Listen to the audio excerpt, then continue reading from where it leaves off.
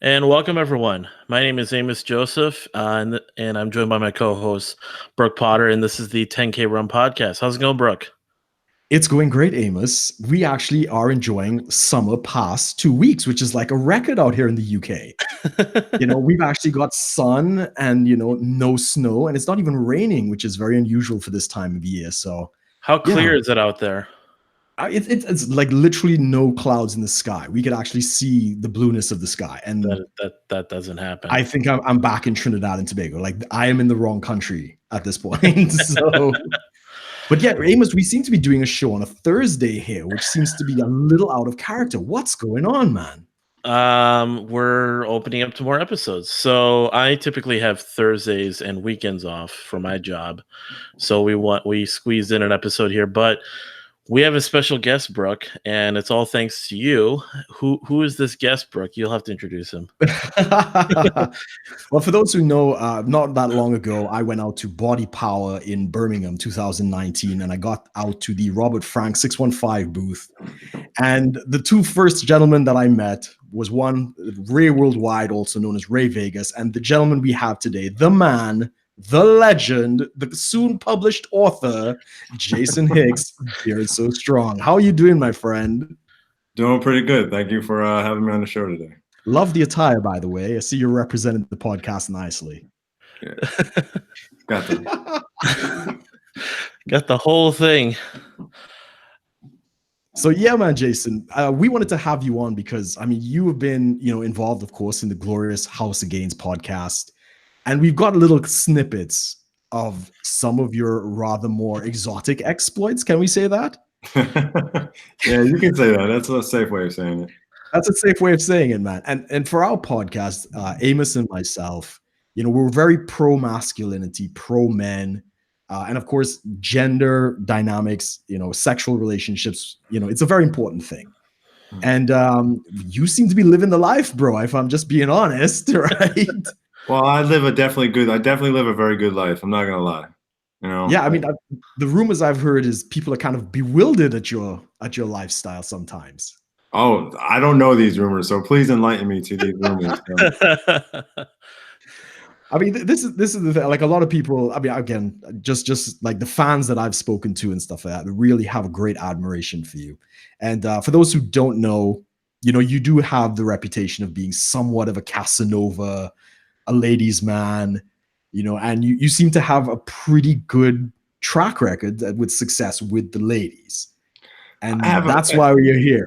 I do pretty well with the ladies. I do have a few crazy stories that have been, I guess, published by my friend Robert Frank 615, who's nice enough to put me on blast sometimes, make life a little difficult to maneuver. But yeah, yeah, I have a reputation because of him. I try to be more low key and quiet about it.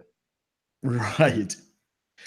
I mean, has the podcast really transformed, your lifestyle? Would you say you have more exposure now than before? That's kind of what's going on? For the most part, I don't get recognized. I'll be standing right next to Rob. No one knows who I am, and I'm perfectly happy with that. I am not trying to be famous. I don't want to be famous.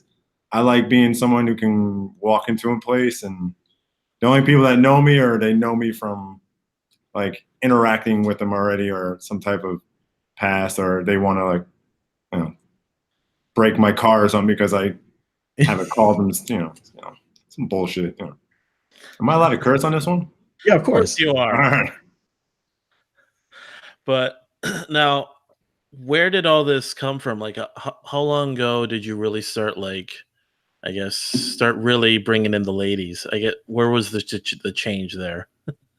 Well, I guess I was always kind of a ladies' man. I'm going to say it started kind of early because of my older brother, kind of he's my role model. You're kind of like dad influence. I didn't have a dad in my life, so he was my dad.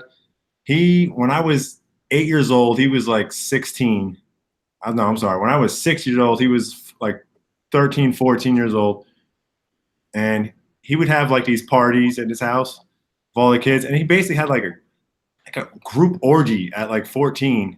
I would see naked women walking around the house. I'm 60 years old. So I was introduced to sexuality at a very young age. Wow. Wow. Yeah. If I told this story, like if I was 6-year-old now telling this story, I'd probably have like authorities at my house trying to arrest my brother and saying that that's not a safe household, but it was what I was brought up in, and not that they were being treated wrong, which is free expression of your sexuality. So that's amazing. Wow. And so I mean, can we ask the question of when was your kind of first actual participation? I mean, you don't have to give details, obviously, but well, it's a funny story because when I tell people, they don't believe me, because my first like experience sexually was at 6 years old.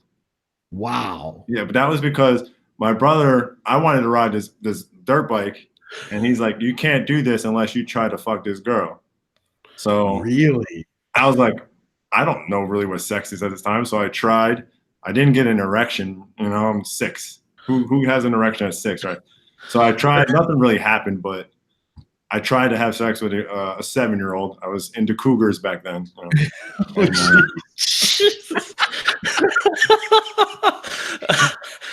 So, but my real first time happened when I was like 15. Yeah. Someone special, you know, someone. I wouldn't say special, but she holds a special spot in my heart. We're still friends today. Like, we don't really talk as much anymore. She's, you know, married with kids, and I'm not, and I'm not someone you want to bring around, you know, the family. Like, hey, look, this is the guy that, you know, we used to bang back in the day, you know. So every now and then we'll check up, we'll say happy birthday. And now, were you her first? I don't remember if I was or not, but I would probably. She had somewhat of some bad things happen to her when she was younger, so I would like to say I am, but I don't know if I was. So, okay. You know, she has. I'm not going to go into too much detail about that. But right. That's fine. Yeah. I mean, for you though, I mean, okay, so 16 years old. How tall were you? Because for the listeners, they don't know. How tall are you now, and how tall were you back then? Because you are a tall gentleman. I'm tall. I don't know how you say it in like the UK, but I'm 6'4" in the United States.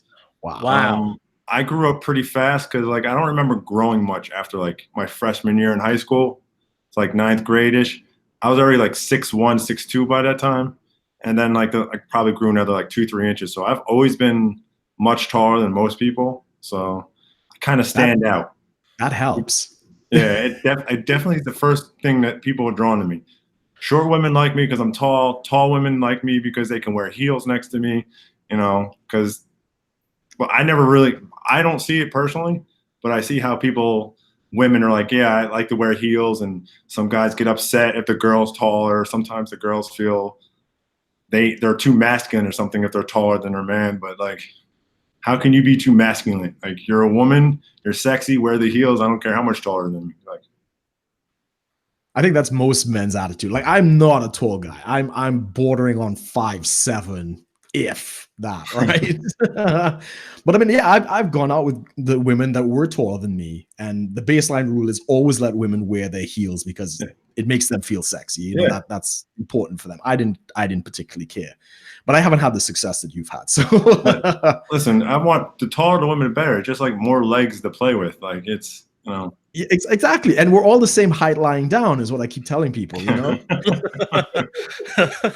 Depends on who's laying down and which way you're laying. Good point, man.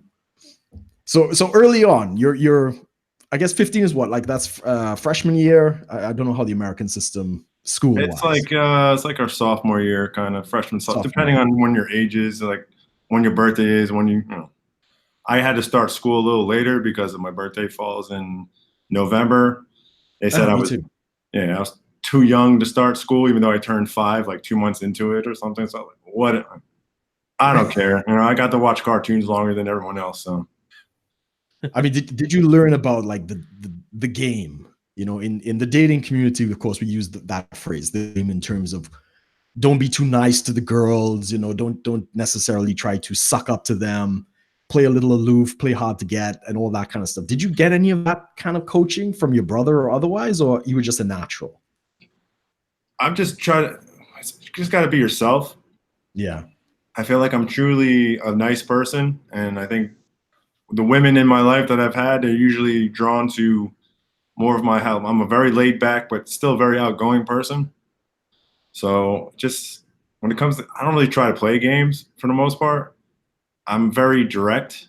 Yes. And as I'm older, I'm becoming more and more direct, and it's becoming more like, I want to say easier. It's just, I think people respond better just to being direct and not trying to hide anything. Like, hey, I'm just going to be nice to you so I can get in your pants for a couple months. It's like, hey, this is how I act. This is how I am. And yeah, I want to get in your pants as well. Like, or, you know, I just try to be direct. So that's like, well, Brooke would know, mode 1 then, wouldn't it be? That'd be kind of under that. But probably not as explicitly direct as mode 1. I don't know if you know the terms, Jace. Do you know about like the red pill community, the manosphere, mode 1? I don't know if you know those terms. That's probably not. Red pill, blue pill. I think that brings me back to the Matrix movies, but like. Well, you're spot on. In fact, that's how I think, Amos, you and I were introduced to Robert Frank through Rollo Tomasi, who is the author of this book called The Rational Male. Yeah. And The Rational Male is a book about the gender differences, what women are looking for, what men are looking for. And like brief summary would be that, men are attracted to youth, beauty, and fertility. So that's why, if you search on like the search on Pornhub or something, teen tends to be like the number one thing that men are searching for. Women, on the other hand, are looking for things like good genetics, status, provision, status, provision. But those are the major things. Yeah, I read something like that. Yeah, I don't know who the author was, but I definitely read stuff like that. Yes. Yeah, exactly. And for men, though, we increase in the marketplace as we get older, because as you get older, we make more money, we're more settled, and this kind of thing. So I'm not surprised when you say, now that you're getting older, not you don't need to give away your age, but you're actually more valuable now than you were as a teenager. Well, I think when people are younger, people are more afraid to follow their ultimate desire. Like they want to, they're timid, but they're going to get like so far and then kind of back up a little bit. And then, I don't know, I think growing up, like sexuality was kind of like, it's great, but like try to keep it under like control. Don't like advertise it so much that you personally are doing something. And for the most part, I think everyone should just fuck everybody and just have a good time. So. Do you mean that both ways? I'm just kidding. No. Man, have you been to Thailand? Or as Rob would say, a woman is also okay. Yeah. What is it? Homosexuality is fine as long as both girls are hot. Is that his line? Yeah. That's exactly how he says it. Yes. Fantastic, man. Just briefly before we kind of move off. So teenage time, was there anyone special? Was there like the love of your life as a teenager, just kind of thing? Not so much as a teenager. I met a young woman in my young 20s. Make a long story very short. She passed away in a car accident when we were dating, and it kind of changed how I approached life a little bit after that too. So. Okay. Awesome, man. Awesome. I mean, so after that, where did you go off to? You went off to college? Well, after there, yeah, I was more stayed. I didn't have the luxury of living abroad or like living at a campus somewhere. So yeah, went to school, went to college. I was like 20 years old. I met with Robert Frank 615, and then he introduced me to Ray Vegas, and they're both like 1 or 2 years older than me. So my 21st birthday, we were like out and about, and that's when I started realizing that college bars are it's like fishing with dynamite. Like God's gift to man. College girls are a little more experimental than say like high school girls when you're in high school, So it was a good time.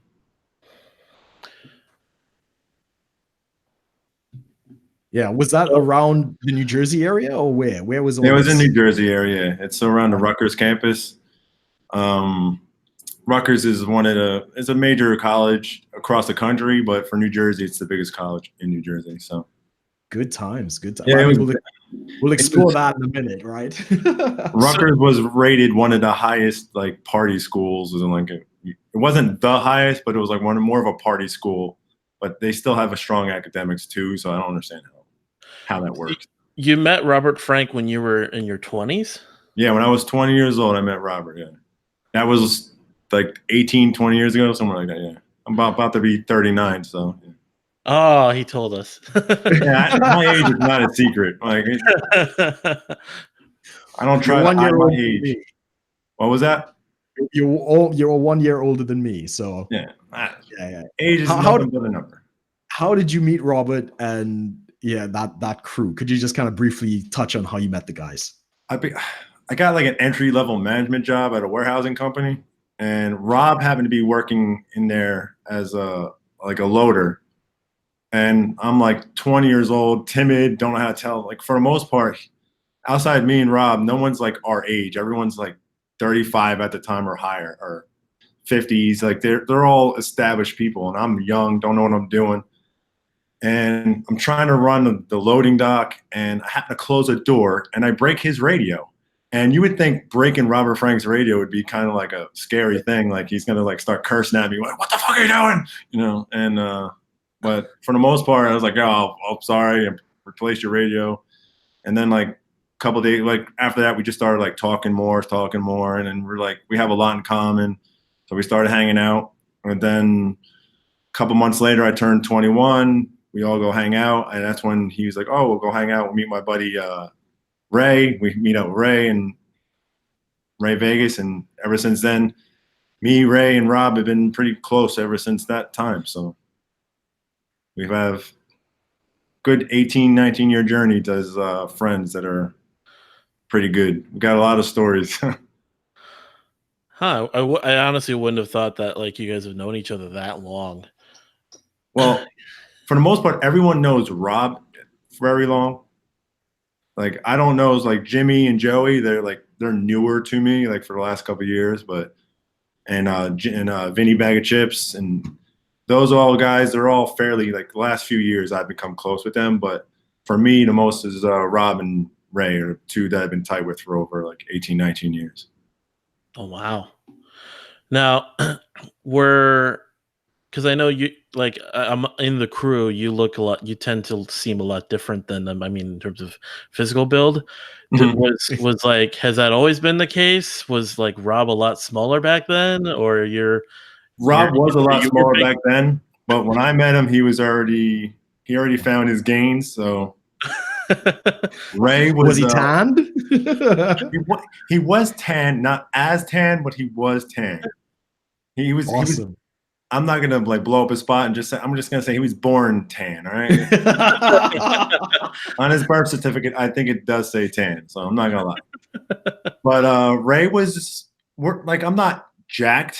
I'm not out of shape. I'm not like I was a little more on the skinnier side throughout my whole life. But me, Ray, we're all both kind of like athletic skinny, not like overly big. And then I think Ray got stung by like 20 bees a couple years ago, and and ever since then he's been pretty swollen. So, and he's gotten bigger. I mean, he's getting pretty big. He's got a lot more free time than say like myself to spend in the gym. But he's also got a little bit of a genetics help. You know, he gained that weight fairly quick. Where someone like myself, it's actually more of a struggle to gain weight for me. So. Do you tend to like get skinnier if you don't lift for a while? Yeah, like right now, like I haven't really seen the gym much in the past 5 months. I usually play football in the spring and the fall, and I'm usually so bruised up and sore from American football. So I'm usually all bruised up and sore that it takes a while like to like recover. And then I got to work on top of that. So like I don't usually work out during those 12 to 13 week periods. So right now is like I'm getting right back to go to the gym, but right now both my ankles are kind of like jacked up. So you're probably you're more like my brother because he's tall, skinny kind of guy, and he's like wanting to make some gains, gain a little weight, but he says every time he stops lifting, he just starts getting really skinny. Yeah, pretty much. Yeah, I don't really eat. Like I eat, but like I have a fast metabolism. I need to eat a lot, and my body just is like, nah, like I don't want to eat no more. So my biggest problem is trying to get enough calories into me to actually build enough muscle. So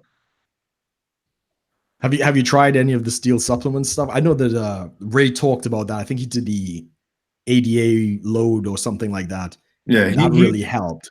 I'm more of a, I don't really use a whole lot of supplements. I use like protein, like I'll have the protein and stuff like that. And I've tried the charged AF, the pre-workout, but for the most part, I'm just a protein, and I don't really use as you can see, I don't use the supplements. Like I don't really got guns. So maybe if I started using the supplements, I would actually have some. So the one supplement I do like to use though, and I will shout it out on here, is Hard AF. It does work. So that is the one supplement I do like. So for the ones who don't know, tell the good people what is Steel Supplements Hard AF, of which I got a sample, and I'll share a story with after you're done. So Hard AF is basically, it's a male enhancement erection pill. It's like, I think it says erection formula on the sample package. It allows you to be the best version of yourself in a sexually. I don't know if that's the best way I can say it. Like all that you can be. Yeah. We have a joke. Sometimes you're not as big as you can be, or sometimes you're not as hard as you can be. Sometimes you just don't have like the stamina that you want. It maxes you out to all levels that you possibly have in you. And that's how I feel it works. And that works even if you're drunk, no matter what. When I'm drunk, I'm going to let you know it takes a little bit longer. Sure. As it would. I remember, if you listen to the podcast, we have one story where we're in Vegas. We're all like basically overdosing on Hard AF because we were hammered, and we had three very nice, beautiful women, that we were reading the Bible to. And let's just say that the Hard AF didn't really kick into a couple hours later. And I think it was like, I'm in back in my own room, and Rob's there, and I had to tell Rob, like, you better not sleep on your stomach tonight, because like the Hard AF kicked in probably like 2 or 3 hours later, because I was so hammered. And I'm now. So you have been to Thailand. So basically, I had a full-blown erection when I really did not need one. But if you're not drinking and you don't overdose on it, it takes about like 30, 45 minutes and it'll start working. Just listen to the instructions on the back. On the back of the package, just listen to instructions. Don't try to become a chemist overnight. Like, just don't try and add to it. That's the thing. I mean, we can't get it in the UK as yet. You can't.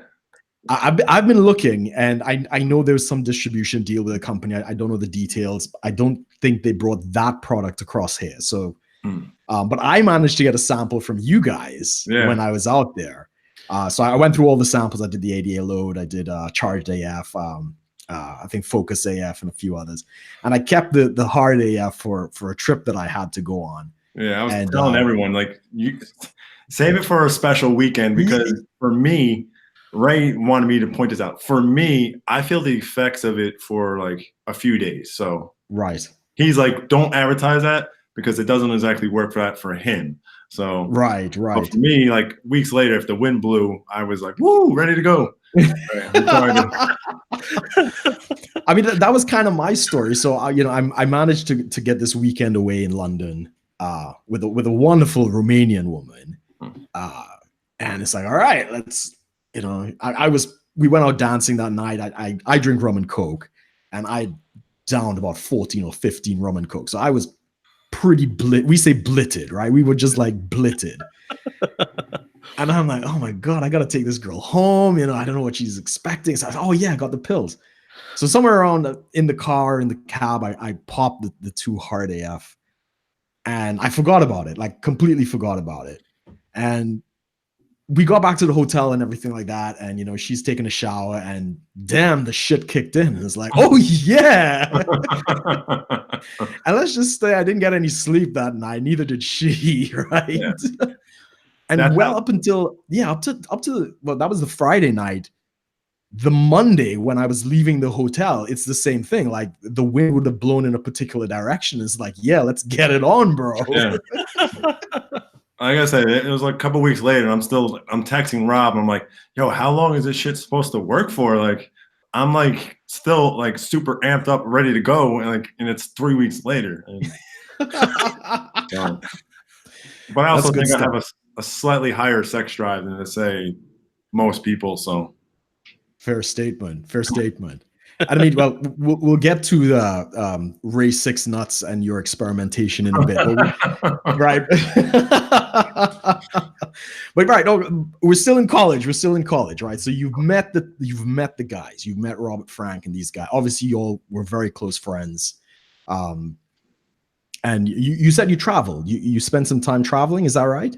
Yeah, I was my job at the time. I was we called ourselves a SWAT team. They would send me and a couple other people from other facilities, and if a facility was underperforming, we would go to that facility and we would try to make it run up to its standards. So I would get to travel to a city and pretty much live there for like 3 to 4 months at a time. So this is within the U.S. Within the U.S. for the company, yeah. And then I traveled basically to like the Caribbean and Canada here for, let's just use the word pleasure. And that leads me to my next question. Do you see a difference between the American girls in various states and somewhere like outside the US, for instance, at this time?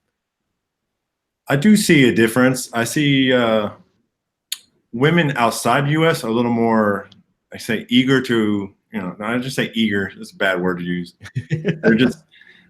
They're just enthusiastic, open with it. They're more open. Yeah, enthusiastic. They're more open with it. All right. Because I've also dated a woman that wasn't from the US. She was here like working on a work visa for a couple of years. And we dated, and she was a lot more like open with what she was willing to do, open about her sexuality. She said she was European. She's basically said that's how most of Europe is. So it was exciting to hear, because I haven't been to Europe. I've been to UK. Was the first time I was in UK, and we had a lot of fun in UK. I'm not gonna lie, but for me, I was exhausted because we had to be up early. Me and Ray, we had to open up the booth first thing in the morning. Then we worked the booth all day, and then we get back to the room. I don't think most nights we didn't really eat, had enough time to work out, and then we had to go to like a nightlife engagement. And I tell you what, I really didn't get the chance. I didn't really get a chance to like really fulfill all my UK desires, but your European fantasy. Yeah. Because we had a very tight schedule. So, but yeah, the UK environment, I hear good things about it. So I need to get there more. You saw the girls at the Body Power, man. There's some stunning women, and I'm sure if you did the after party, I think it was the pink thing on the Friday night or whatever. Yeah, we did basically every after party, then the after party to the after party, and it was a very long weekend. Like I needed a vacation from that. It was very tiring because not only that, we have to travel to get there. I'm too big to fit in coach. My knees are like in my chest. Like the person in front of me is rocking a chair, so I didn't sleep on the plane. It was pretty rough traveling for me. So, but it was a fun trip, and I wish I had the opportunity to dabble a little bit more in the snacks of the Europeans. So, the local culture. Yeah, most of the culture that we would go hang out with were all like part of the what you call it, the body power. Yeah, the fitness community. Yeah. I don't look like the fitness community, so so it was a little harder, but we had a lot of fun. I'm gonna leave some names out, but the one party we had a lap dancing contest where we would give out, the men would give out lap dances to the ladies to see who would win. So that was kind of fun. Did you win, Jay? We really didn't. I would say I won, but the winners were the women. We didn't actually pick a winner because we just got carried away after that. So we were a little drunk. It's nonstop drinking, nonstop working, nonstop fun. So, Now I've got a question because since you're the international affairs guy, do you guys have anything coming up going to Asia? I don't know if he's firm on something yet, but the guy I forgot the man's name, and I'm not very good with names, so I apologize if I forget everyone's name. The guy who runs Body Power is going to India a lot. I consider India part of Asia.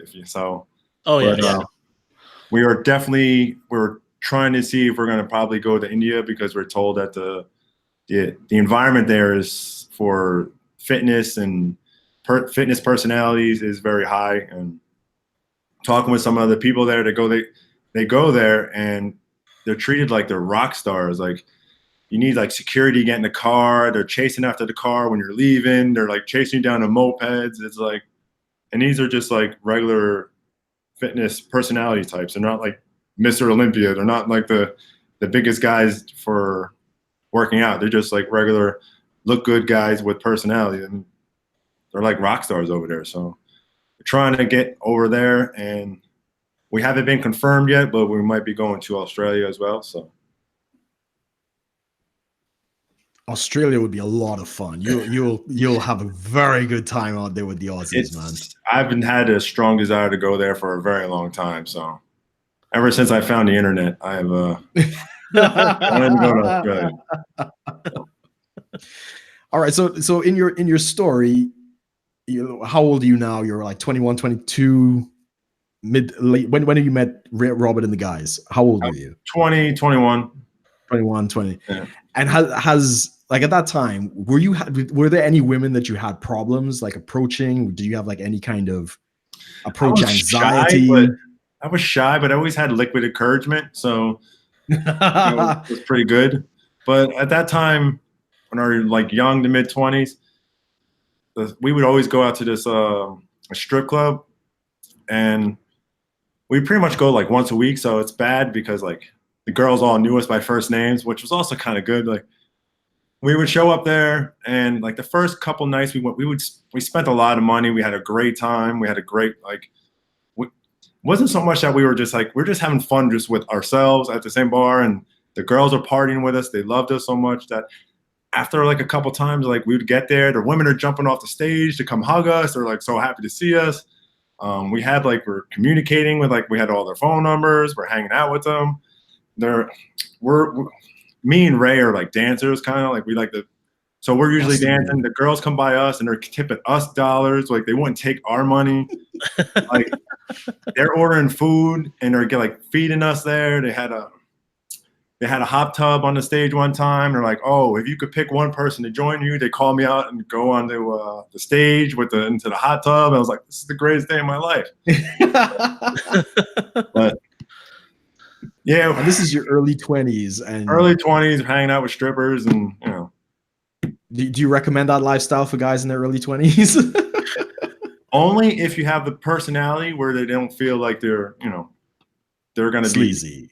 Yeah, you can't go into a strip. Well, you can go to a strip club, but they're not going to want to like really be friends with you. They're probably going more after your money. So we were a good time. Guys would come up to us and be like, "Yo, how do you get this? How did this happen? Like, how do you do this?" And it's just like, we came, we had a good time, we're dancing. Like, hey, the girls are here, but they weren't the main focus. We were just about to have a good time, and the girls were just an added bonus, and they just wanted to be part of the fun as well. So that's number one rule. When you go out there, try to have as much fun as possible. People are drawn to positivity and fun. If you look like you're miserable outside, nobody wants to talk to you. Nobody wants to come up to you. And if you're standing like this, you're closed off to the world. Nobody wants to approach you. You got to have a smile on your face and just go out there and entertain, I guess. So what you're saying is you basically have a fallback. If you ever things don't work out, you and Robert Frank can go work at the strip clubs. Is that what you're saying?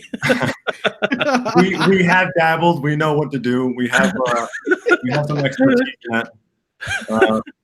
Ray and I think Rob have like the better body right now, but I got the better moves. So. I mean, that is one of the nicknames that you got was J-Lo. J-Lo, yeah. Is that from the dancing? Well, there's a couple ways to. I like to tell people it's from the dancing, but the real story is that when we worked in the warehouse, it was because they thought they would make fun of me because when I don't have a beard and I had like my 5 o'clock shadow kind of like drawn up. At the time, I looked like Ben Affleck a little bit. And he was dating Jennifer Lopez. My name is Jay. They thought they'd make fun of me by calling me J-Lo. And I'm just like, I don't care. Like, all right, if it's funny, let's go with it. Like, I don't care. So, and then going out, my personality was always like, my drunk persona was J-Lo. I'm going out, having a dance. We're having a good time. Some of the other guys came out with us one day. We happened to go to Atlantic City, which for the European audience is like a casino area. There's like 10, 12 casinos at the time, all in like one little strip. Everyone goes there, has a good time. I happen to be at a strip club again. They see me. I'm on stage again with strippers. I'm getting tied up. They're shoving their panties down my throat. They're making out with me. And it just happens to go to my whole J-Lo is like my alter ego. It's like Hulk and Dr. Banner. Like I'm, You're J-Lo on the weekends? Yeah. Not like a cross-dressing way. You wouldn't like him when he's horny. Oh man! Oh no! That line right there. You're not gonna like me when I'm horny. I want to like that one. Excellent, Now, man. So you're in your 20s. You're doing all this. Did anything? I guess. What else kind of happened in your 20s? I guess going into your mid to late 20s, was there anything that really changed after that, or was it just all pretty much kind of the same type of thing, like just a growing, I guess, confidence? How did you avoid marriage is basically what he's asking. Well, there's that too. Well, I did start dating one lady, and for a few years, unfortunately, she died in a car accident, and then it basically, I guess, scarred me from commitment, I guess, because that hurt a lot, I'm not gonna lie. And it took a long time till recently where it's like I'm more open to like less of a fear of commitment, like more open to it. So I just became more of a man whore because of that. Because emotionally, I guess I was scarred, and I wasn't gonna like try to feel that pain again. My younger life is scarred with a lot of like tragedy. So it probably makes me more. That's probably why I am the way I am. So go out there just to hide from my own emotions. I don't know. That's really something, man. Yeah, that's really something.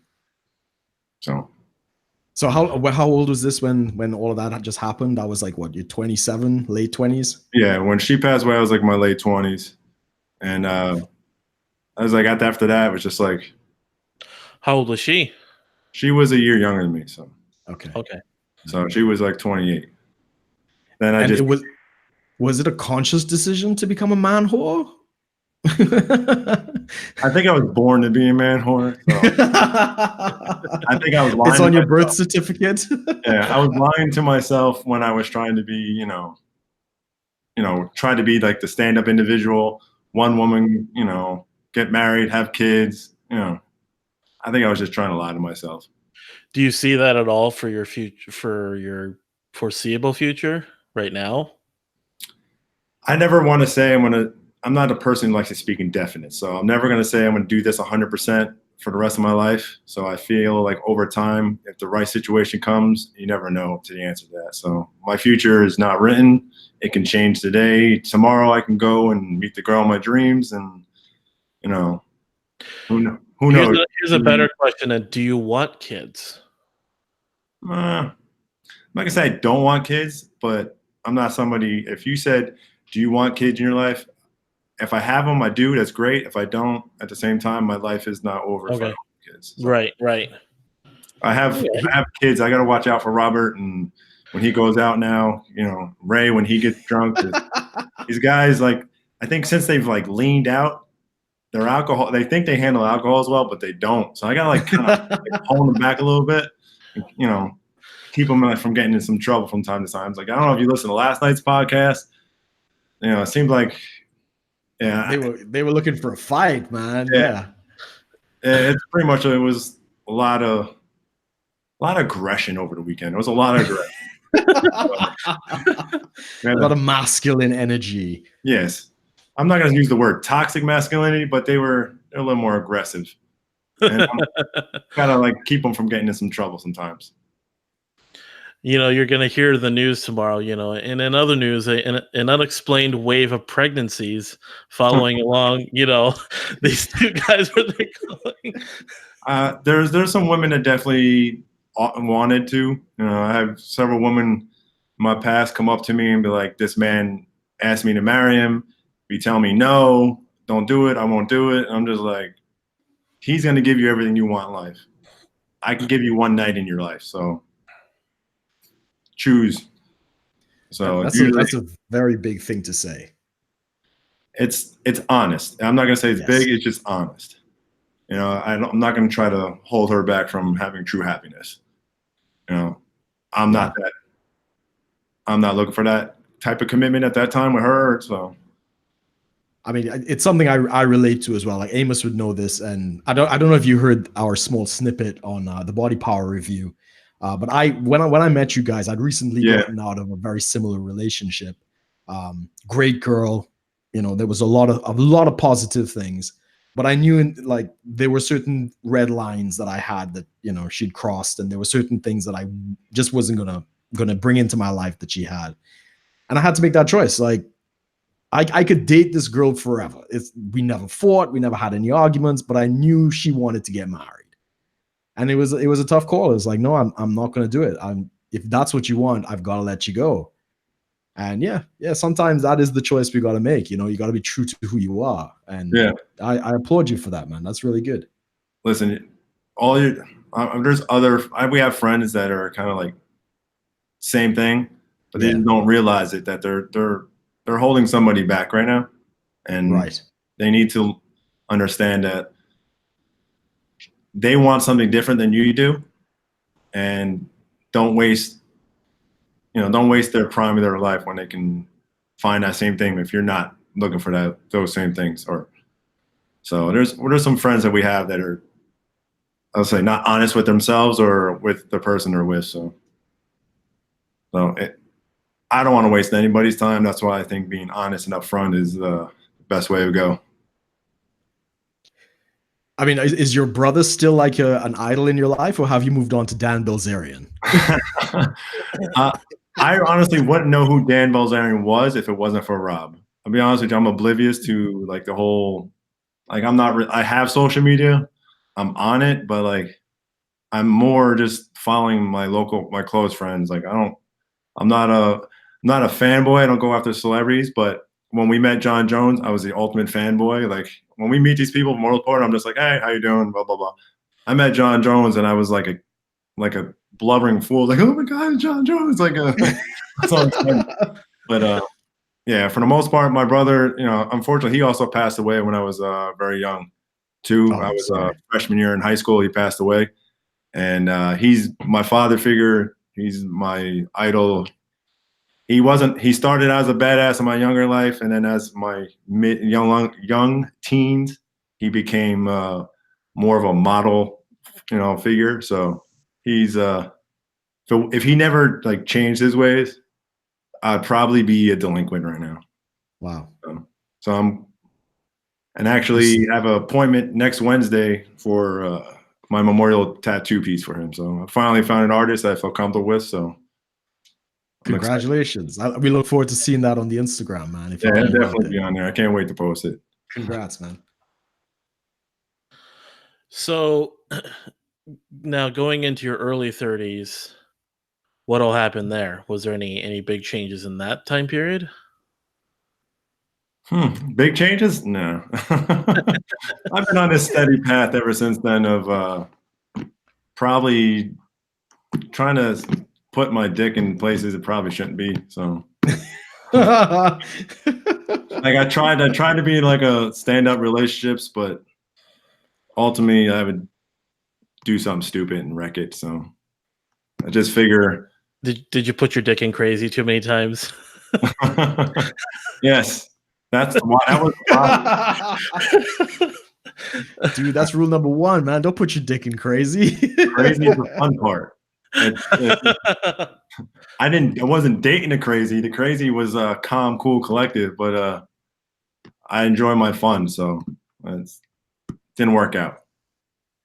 So I mean, this again is a personal question of the fantasies that men have, right? Would you say that you've kind of checked the box on all of them, or are there some things you're kind of holding out for? Oh, as in like things I want to do sexually and stuff like that? Yeah. So I've had my fair share of sexual like great things, but the one thing that has it's like my, was it the white whale type thing? My the unicorn sort of thing. I can't. For some reason, I've had several setups to have a threesome. Yes. With one man, 2 women. I was involved with 2 men and 1 woman before, but with 2 women and 1 man, for some reason, I don't know. I clam up. I don't know how to follow through. The setup was there for it to happen kind of like organically, not like, hey, you want to come over, and it was just each time I just fail. Like I guess I choke under the pressure. I don't know what it is. That's the one thing I wish I can do, but then again, I like when things happen organically. I'm not going to force it. I don't like calling up and say, hey, you want to come over to my house and bang me and my girlfriend. That just doesn't happen organically. I like going out, meeting a couple of girls, try to figure it out, but in my last few years, I've had a couple, like, I don't understand how it didn't happen, like, kind of stories. So I think I just buckle under the pressure. I don't know. I mean, are you thinking anything when you're okay? So you see a girl at a place, and of course you've got your signature line. I mean no disrespect. If she's with her man. If she's with a man, yeah. So tell us a little bit about your process and where the evolution of that came from. Well, the thing is, you don't know if they're dating, and you're always assumed that they are. Like, you see a guy and a girl, and as I got older, I'm like, guys and girls can just be friends. They could be cousins. They could be brother and sister. You don't know this until you ask. But out of respect for the man, in case they are dating, I always go up to the guy first to find out. And I just go, hey, I mean no disrespect. If that's your girl, she's very beautiful, or she's whatever. And 50-50, it's like their boyfriend, like, yeah, it's my girl, or yeah, no, it's just a friend type thing.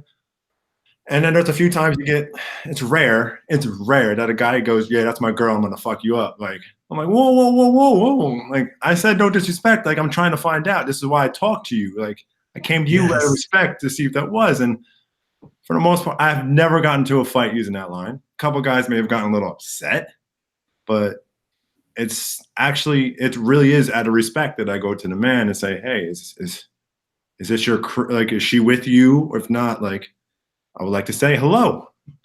And a couple times it worked out pretty well, or had a decent relationship or friendship, if you want to say. And history rewards the bold. So you don't know unless you ask. So nothing is out of hand. Nothing is out of reach. If you first have to ask for it. That's how you know your boundaries. Keep finding your boundaries. I'm a line pusher. Once I find the line, I won't cross it, but I may cross it still, but you gotta find out where it is. If the woman sees you kind of do that, I think it shows that you kind of have some balls. So, and you did it respectfully and tastefully at the same time, just like going up to her and like starting to fight with the guy, I come up to him, try to find out what it is. Because if you go up to the girl, the guy's going to be upset. And he's going to cause a scene. And then 2 of them are going to end up fighting. And then she's in a bad mood and he's in a bad mood. And that's not what I'm about. So I'm about having a good time. Now, did you ever, I'm guessing you started off going to the chick first before the guy? No, not so much. I would just wonder. And then I'd be like, oh, I'm missing out. So what if she wasn't? What if she did? So I found myself saying, what if?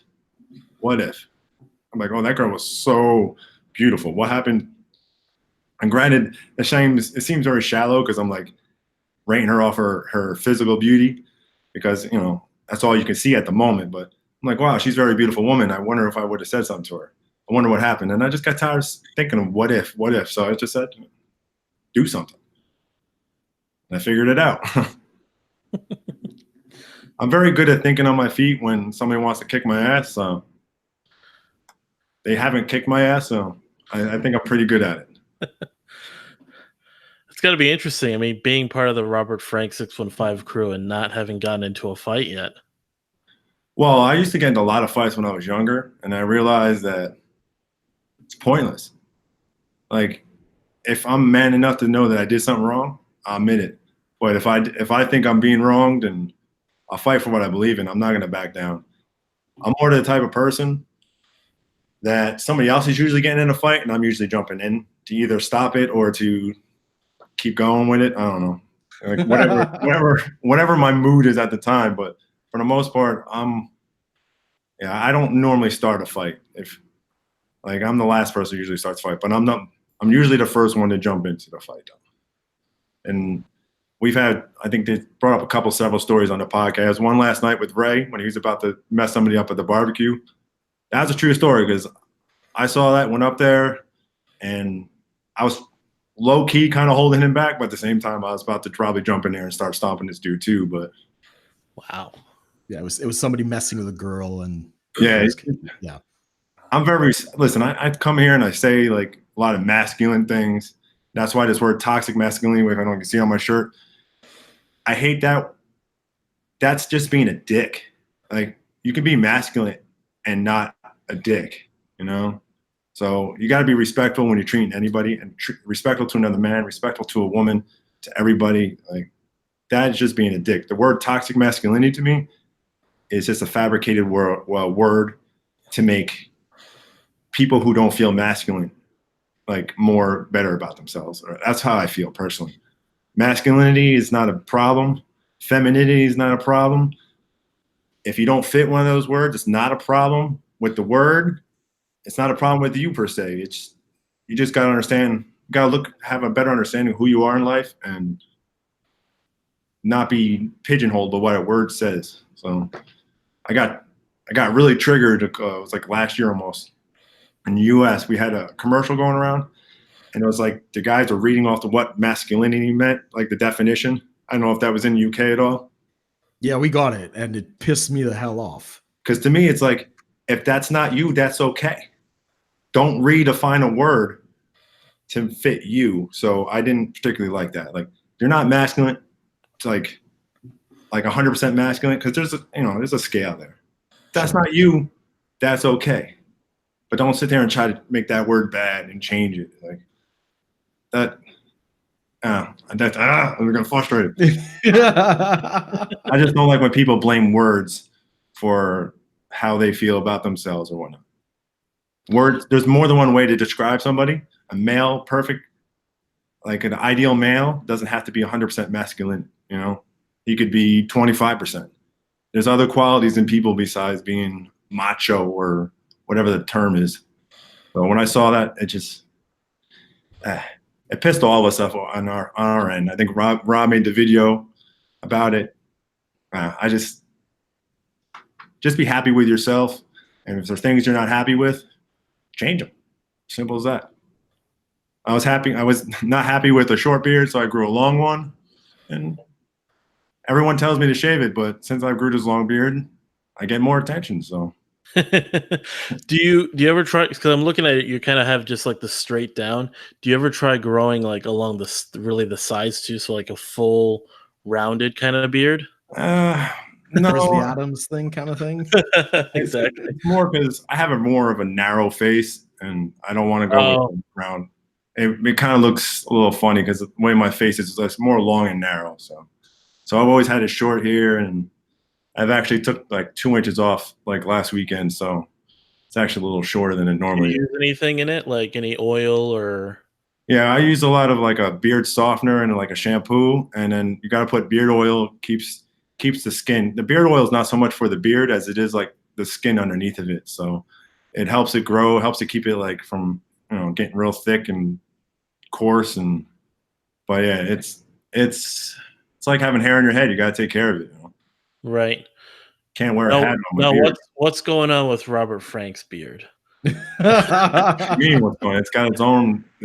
It's kind of. I mean, it just needs its own podcast. Me and Rob are like, he encourages me to grow my beard. He's one of the few people that encourage me to grow it as long as I can. This goes back over years. You know, I would go through this, like I'll grow it out long, then I'll go short, long, short. But I will never say anything bad about Rob's beard. It's got more testosterone in it than probably I have in my whole body. So me and him go a long way with the beards. Basically, we have like a little bromance with each other's beards. Like we go to the barbershop, take a picture of what it looks like before and after. We send it to each other. It's kind of like our thing. Jimmy Triceps, you know, you've seen him recently, shaved his beard. And Blasphemy, man. I kind of troll him a little bit because he shaved it because, you know, I really like the fact that he grew it out. And gray was really gray, and maybe he was a little uncomfortable with it, but I thought it was awesome. So, but he's still awesome, even though he shaved it. But as me being me, I have to like troll him a little bit. You know? Yeah. Can't be friends and not troll each other. So. Right. Now, Ray doesn't grow a beard, does he? He keeps it short because he really can't grow a beard. So he's corporate, right? He's no, it's corporate, but he can't really. He's more patchy. I call him Patches O'Houlihan's because his beard isn't really like connected well, but he grows his beard out as long as where he has it, and he trims it, and it looks really sharp. I love facial hair, and whatever facial hair you have, just try to make it look the best you can. So, you know, some people can't grow a long beard. I've been lucky enough to be able to, so I can't grow hair on my head, so I guess I'm overcompensating. So. The thing with Brook and myself is we're both I have more Chinese in me than he does, but the Asian genes hold us back from, like, Brook is what, you're Brook's in his late 30s. You're 38 and he's got a beard. I'm 26 and I'm like, you know, not happening. The Fu Manchu, you know. This is not happening for a good few years. So yeah, but you have a full head of hair, and at 26, I was already damn near 100% bald. So wow, that's what the hat's for then. Yeah, I didn't get to the barbershop. I will show you, but I got the cul-de-sac going. Or I don't know if you guys have cul-de-sacs. What do you call them? Or you just well, or reverse mohawk, you know. We didn't say this beforehand, but so Brook is in the UK. I'm in Minnesota. Oh, I didn't know that you were in Minnesota. I didn't know that. You did? Okay.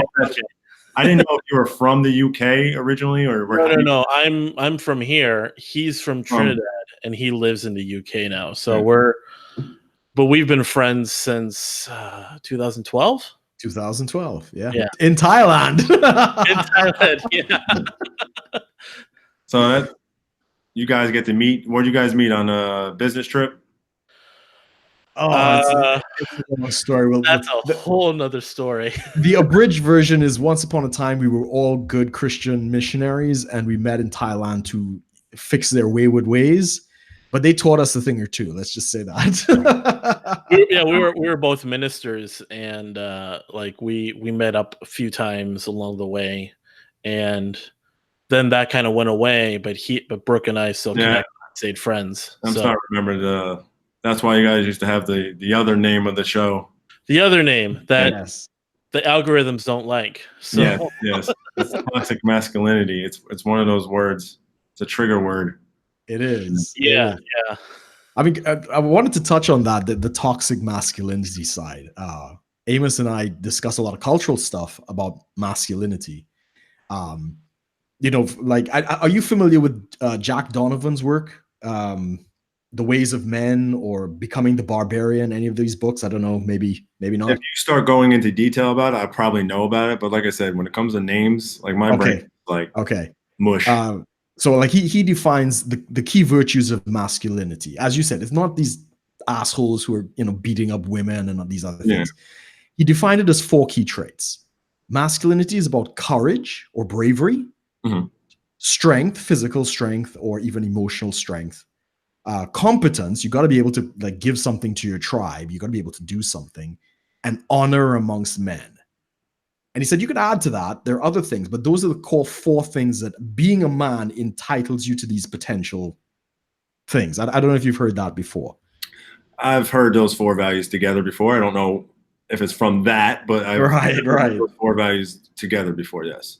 Well, I mean, do you agree with that? Do you think that's a good definition for men to start with? I think it's a very good definition. I think a lot of those just about being a good human, it doesn't mean it could be you got to contribute to any tribe or your neighborhood or your family, whatever you want to call it. I'm a big person about honor. That's why I'm a very honest person, even at fault. Kind of got me into being honest is not always the best course for treating yourself, but in the long run, I think it's like going to come out the best way. But yeah, I 100% agree with all those. It's not being super macho and going to go pick on somebody because I'm a man, I'm bigger than you. Like, that's not masculine. That's just being an asshole. That's a dickhead. So. And that's what I like about that definition is those 4 don't talk about because strength could be, a lot of things. A lot of things, yeah. You could just be, mentally or emotionally strong, and then you don't have to actually be like macho. So it's like you have masculine, you have guys like you or Robert Frank who are probably more physically looking masculine, whereas you might have someone that's like a businessman who's a billionaire, and he might show some masculinity, but he's not like the biggest guy, the tallest guy, he's not rocking a beard or anything. Yeah, all those things are very true, I think. So you can be strong physically, but weak mentally. So to me, it doesn't mean physical strength. It means just being strength inside the person to withstand something. But to be able to pick up on heavy things, though, you still have to have some type of strength inside you because you have to have that willpower to keep pushing yourself. So, right. Now, when was the first time I guess I don't know if you'd remember. When was the first time you heard the term toxic masculinity? Right about when those commercials started to play. Okay. Yeah, that's probably when I first started hearing the word toxic masculinity. But I've heard the term like masculinity being used negative probably for a little bit while now, because I think the pro-women movement is turning into an anti-man movement. And to be pro-woman, you can be also pro-man. You can be both. Like, I went back to school a few years ago and I registered real late. And one of the classes there was not much classes. I was into a feminist thought class. I was like one of 2 dudes and 40 women. Better you than me, Jace. Listen, it was a very good class. As a man, you get a perspective of how somebody else sees things. As myself, you have your own perspective. Rob has his perspective. My friends have their perspective. But that helped me understand the view that they have from the perspective. It's one thing, I think I know what they want, but now to understand from sitting in his shoes, me and Ray had conversations about, what is it to be a black man in America? It's a tough conversation. I don't know how it feels to be a black man in America. I'm not black. I'm not a racist individual, but does he face racism? But the class with the women, it made me look things differently. And we had to give a long presentation at the end of the semester, but I forgot the lady I picked. I told you, I'm horrible with names. But she was a journalist, and she went undercover and dressed up as a Playboy mate for the Playboy Bunny. There's a bar in New York. She dressed as a Playmate and stuff, and she wrote a whole bunch of stuff about how women were treated back in it was early 80s and 70s, and they were just more viewed as sex objects. And and where now, I grew up by a single mother for the most part, and my brother. Women can be so much more than just a sex object. I like the sex object part, but there's other parts of them as well. They can go out there and I see women who outwork men a lot in my life. So to me, pro-women doesn't mean you got to bring men down. Same thing with trying to be like pro-black doesn't mean you bring, you know, me as a white man down as either.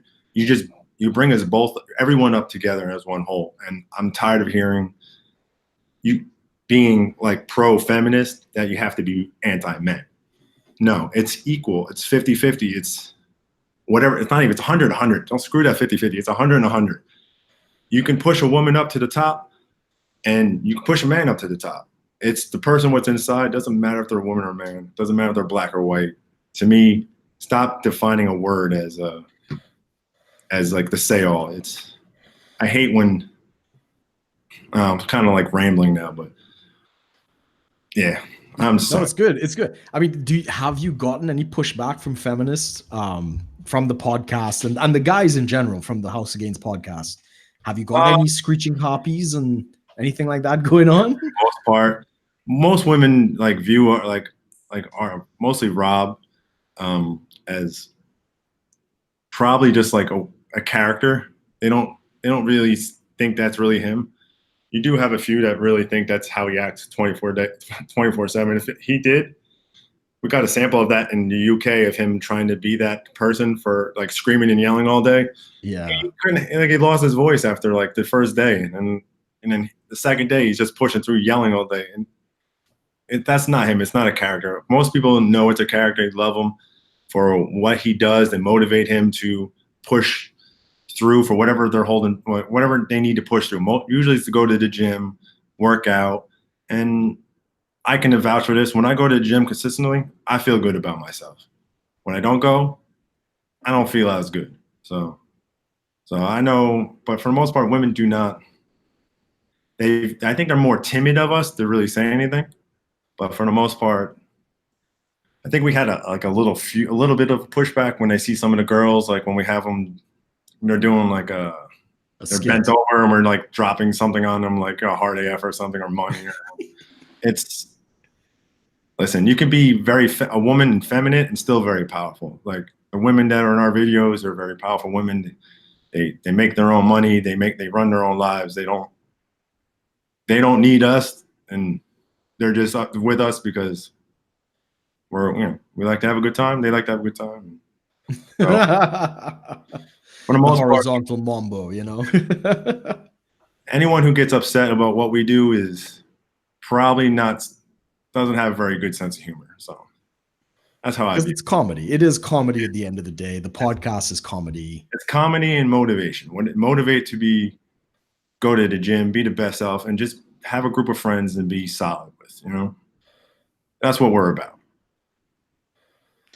That's the thing that people don't really like see a lot nowadays, because that's what's like podcasts like Glorious House of Gainz, podcasts like even Joe Rogan's podcast are so big now, is because it's just people sitting down, having a good time, having a conversation, you know, and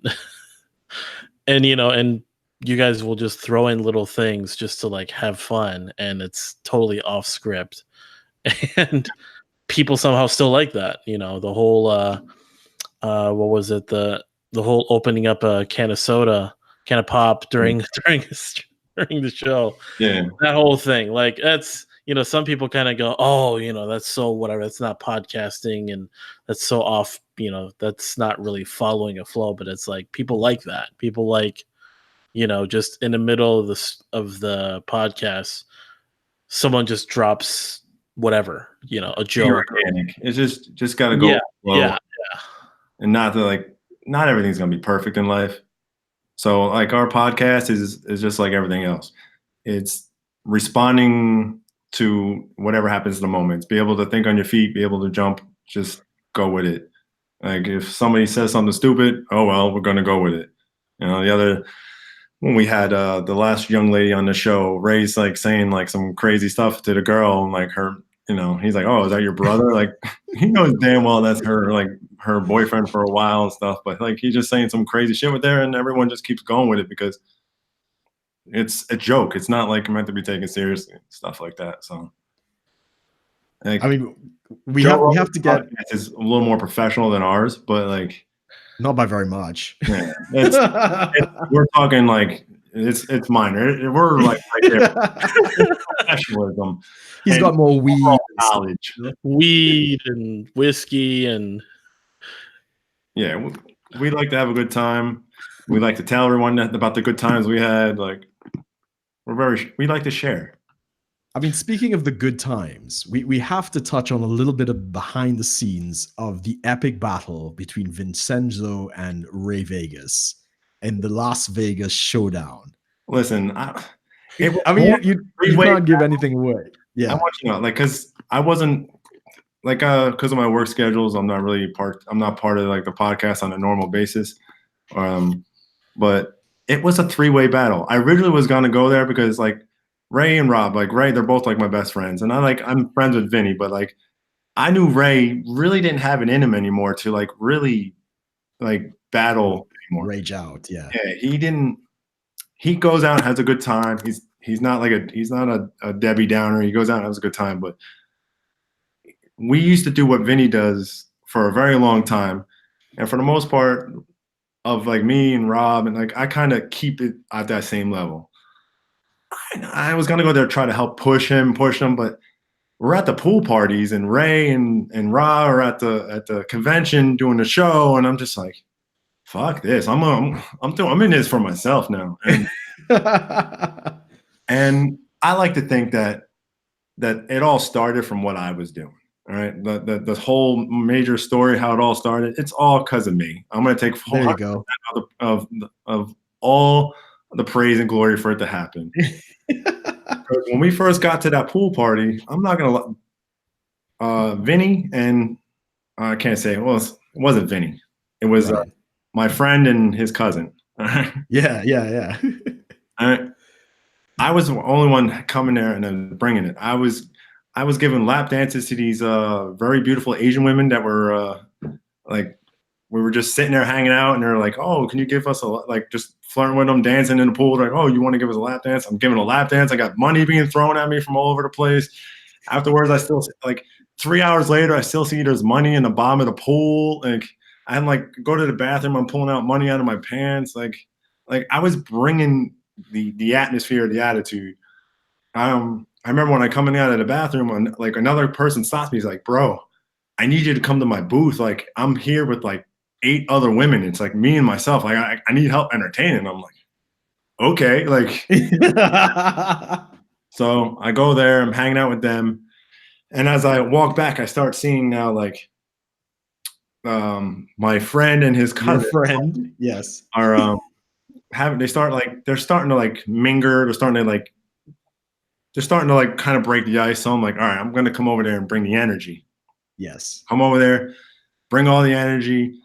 They shut down. We shut down like the party part of the pool, and then like they kick us out. We go over to the other one. Then these girls are buying us like pictures of mojitos, and we're like, wow, like it was like this is going way too well. These girls are like way too hot to be buying us like drinks like this. So we're like they gotta be strippers. They gotta be something's going on. There's something, right? But fuck it, we're going with it. We're enjoying it.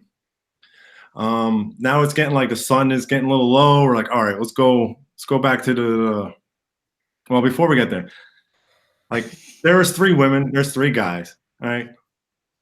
When we first started like kind of like pairing up a little bit, I realized I was getting the short end of the stick here.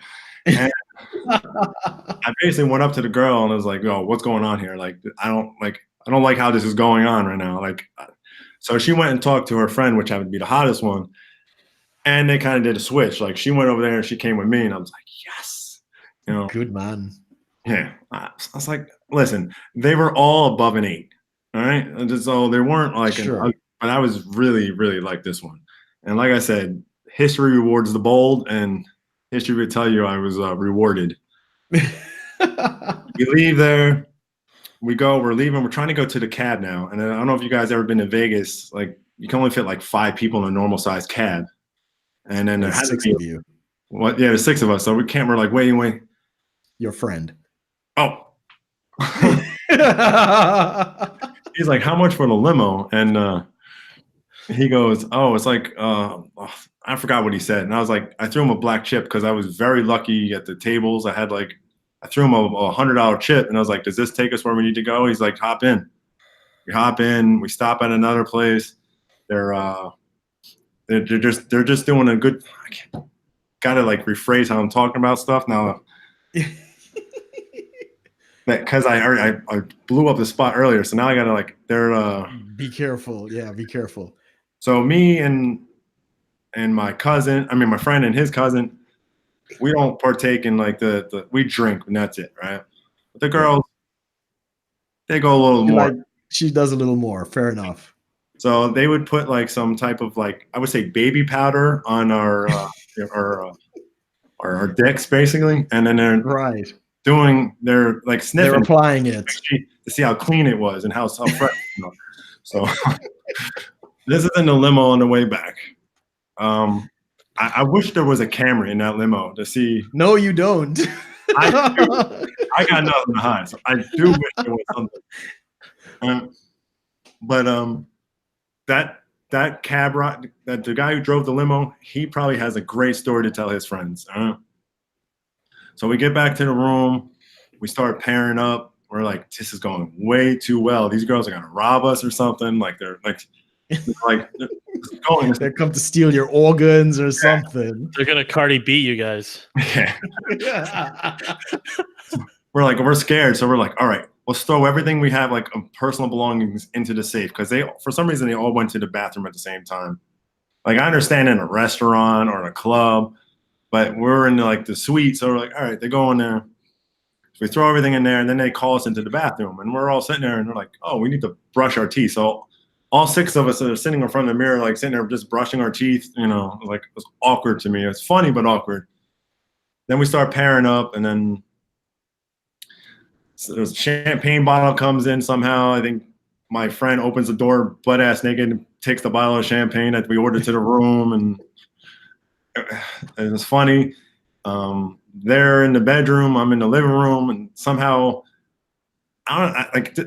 this part becomes a blur. It becomes crazy. We were very scared that they were criminals, so we strip searched them, made sure that there was no guns, no knives hidden anywhere in any category whatsoever. Yeah. But to make them feel a little more comfortable, that we also stripped for them as well. And then at one point, as men, you see a naked woman, you're gonna get like, a little of a hard on. We didn't want to look like little guys, so we took our hard AFs and overdosed from an earlier story. And for some reason now we're in a lineup, like we're the criminals now. They have us line up, and my friend, seems like, who's the biggest? He asked, and without hesitation, all 3 point to me. So now I know I'm at least bigger than 2 guys in the world. So I'm excited about it. But that was like the highlight of the story, that we're just lined up there, butt ass naked. Their girls are butt ass naked. And my friend thought his cousin was going to be the biggest guy in the room, and it was not. He was disappointed. But it was now all this time, where was Ray Vegas? Because he was. I thought originally you were Team Ray Vegas. I was, and then I realized there is no Team Ray Vegas. Because in Vegas, there is the nightlife. But I'll be honest with you, the most fun happens at the pool parties. Right. You go to a pool party, you have fun, you meet people. It's more you link up at the pool party to link up for later on the night. Like I've been in Vegas before, you meet like who you want to hang out with, kind of like the pool parties, and then you kind of like, hey, we're gonna go here. We all meet up, we hang out, and then things happen. What happens? Progresses. Days of Vegas, except for that story, because it already got aired out in a podcast, like 3 of them, and for some reason it gets always brought up, and now like all the women in a crew that we hang out with, they're all telling, every time I'm like talking to a girl, they go, he's got a big dick. I'm just like, oh my God. Like I just met this girl. Like I never said, we're just like exchanging names at this point, and then they're going up to him, they're going, he's got a big dick. I'm just, it's like,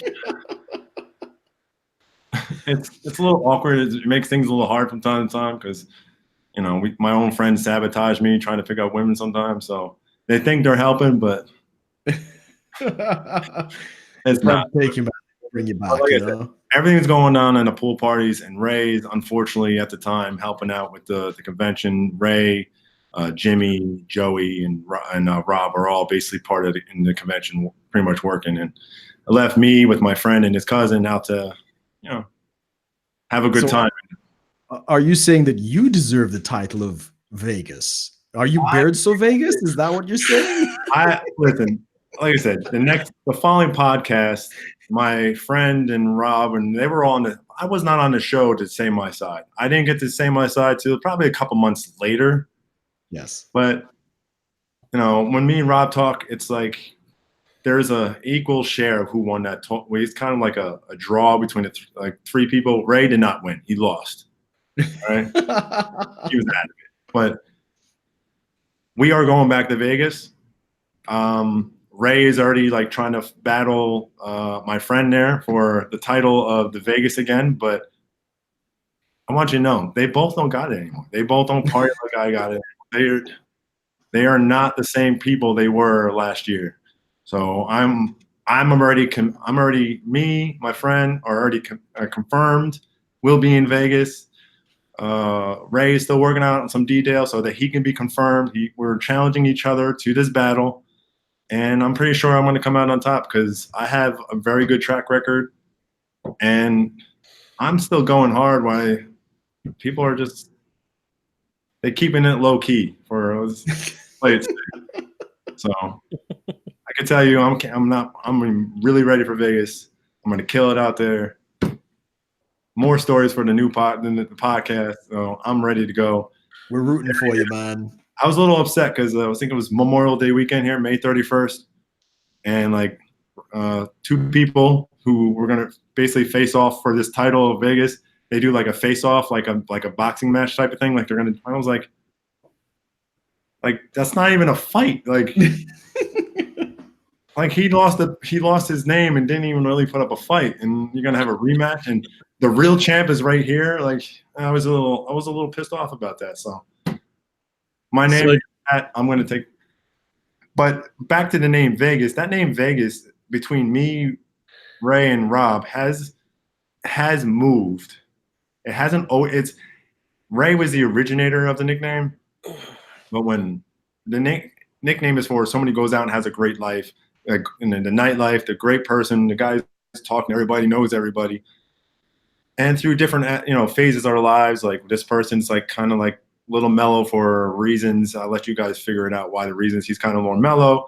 Then I will hold the banner and be that person. And then somebody else would hold that banner. So Ray's held that title of that name for the longest, but it's been a rotating kind of name because when we get into our different phases of life, that's what happens. So, Jay Vegas or BeardSoVegas? It's J-Lo Vegas, but Oh, okay, there we go.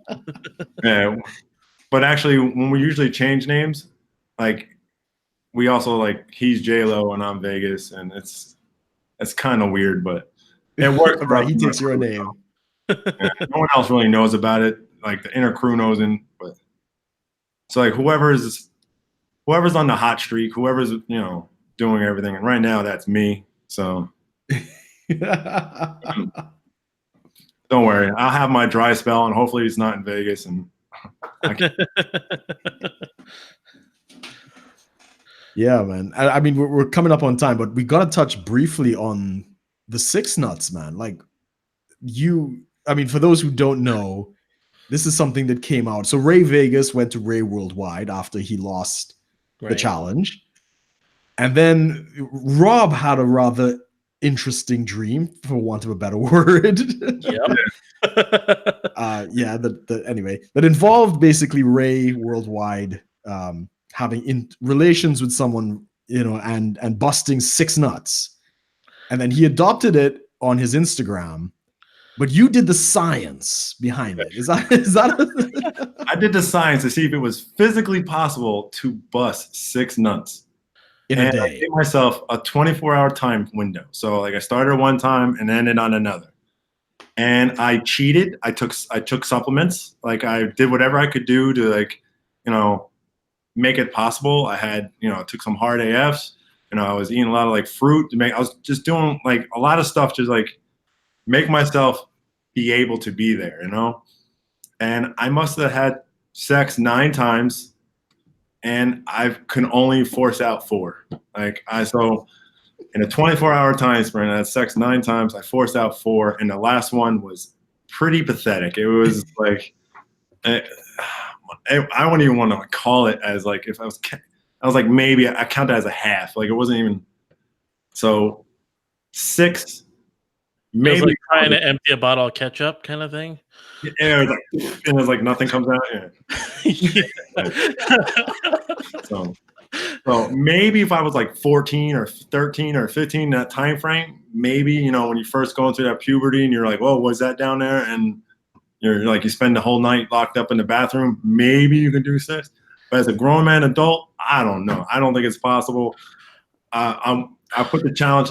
That's the new internet challenge out there. I want to see people bust 6 nuts in 24 hours. So, right now the bottle cap challenge. I see people doing that. Screw that. I want to see people bust 6 nuts on a chick. Let's go. Hashtag 6 nuts challenge. Yeah. I can't wait to see Rob's response video to that challenge. That's going to be epic. I think he'll back me up on that one. That'd be like one he'll actually do. Because all the challenges, he's kind of like fakes it, like I'm about to do it, but then he's like, "Fuck that!" No, this one I think he's going to say, "Yeah, I'm going to fuck that," and try to bust it nuts. But I don't think it's possible. I don't think there is an urban legend. I don't know if it's like apparently some kid somewhere. Some article came out that like he tried jerking off a few times, and apparently he made it up to like he died. I was gonna say it's many times.